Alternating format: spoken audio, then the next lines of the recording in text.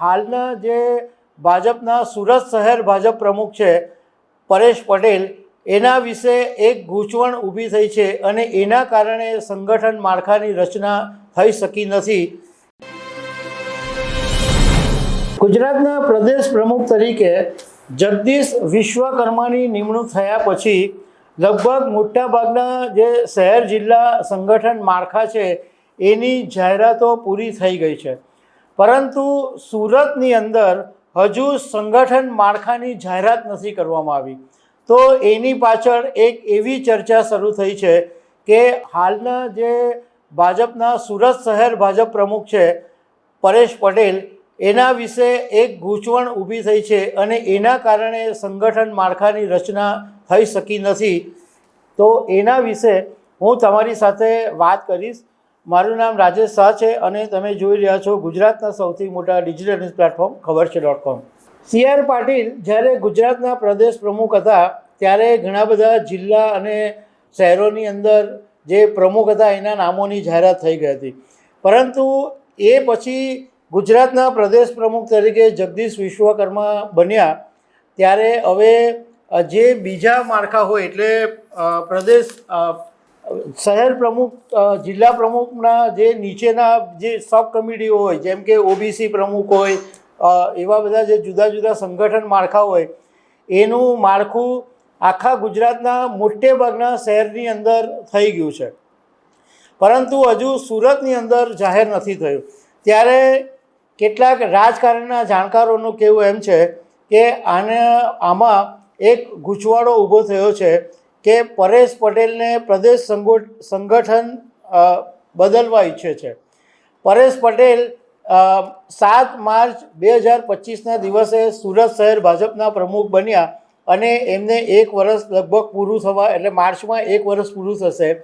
અને ભાજપ પ્રદેશ પ્રમુખનો જે કાર્યકાળ હોય છે એ 3 વર્ષનો હોય છે, પરંતુ કેટલાક સૂત્રોનું કહેવું એમ છે કે પરેશ પટેલના આવ્યા પછી સુરત શહેર ભાજપની અંદર આંતરિક વિખવાદ બહુ વધી ગયો છે, કારણ કે પરેશ પટેલ બધા લોકોને સાથે લઈને ચાલવાવાળા માણસ નથી અને એમનાથી ઘણા બધા લોકો અસંતુષ્ટ છે. અને એ વાત ગુજરાતના પ્રદેશ પ્રમુખ જગદીશ વિશ્વકર્મા અને સંગઠનના લોકો સુધી પહોંચી છે. એટલે પરેશ પટેલને બદલવા માંગે છે, એટલા માટે અત્યારે આ જે નવું માળખું તૈયાર નથી થયું. બીજી તરફ એ વાત પણ રાજકારણના જાણકારો કહી રહ્યા છે કે સી.આર. પાટીલના પરેશ પટેલ સી.આર. પાટીલના એકદમ અંગત અને વિશ્વાસુ માણસ છે અને સી.આર. પાટીલે એમની નિમણૂક કરેલી હતી ત્યારે બધાને જ ખબર છે કે બિન અનુભવી અને સંગઠનનો અનુભવ હોવા છતાં પરેશ પટેલની નિમણૂક થઈ હતી.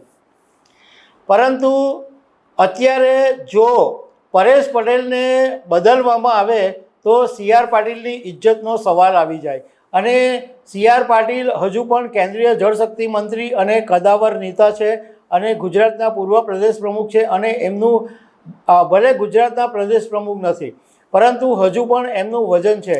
એટલે જાણકારો એવું માની રહ્યા છે કે સી.આર. પાટીલ કોઈ પણ હિસાબે પોતાની ઇજ્જત નહીં જવા દેશે, કારણ કે જો પરેશ પટેલ બદલાશે તો એમને નીચું જોવાપણું થશે.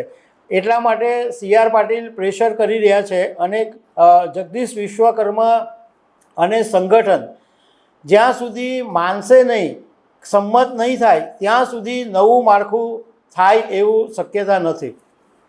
જોકે આની અંદર એક વાત છે કે પરેશ પટેલ સી.આર. પાટીલના ટાઈમે સુરત શહેર ભાજપ પ્રમુખ બનેલા અને કોઈ પણ પ્રમુખ હોય, સી.આર. પાટીલ હોય, જગદીશ વિશ્વકર્મા હોય કે બીજા હોય, કોઈ પણ પ્રમુખ હોય, તો જ્યારે એ પ્રમુખ પદ પર આવે ત્યારે એ એવું જ ઈચ્છે કે એમના નજીકના અંગત વિશ્વાસુ માણસો જોડાય, કારણ કે તો જ એ ટીમ સારી રીતના કામ કરે. અને એ આમ જોવા જઈએ તો એમાં ખોટું પણ નથી.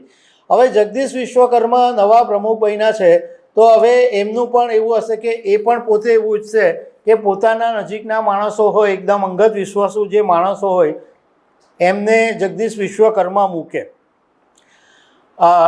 પણ સી.આર. પાટીલ અલગ માટીના માણસ છે અને એમનું વજન ગુજરાતના પ્રદેશ પ્રમુખ તરીકે પણ હતું અને પૂર્વ પ્રમુખ થયા છે તો પણ હજુ એટલું જ વજન છે.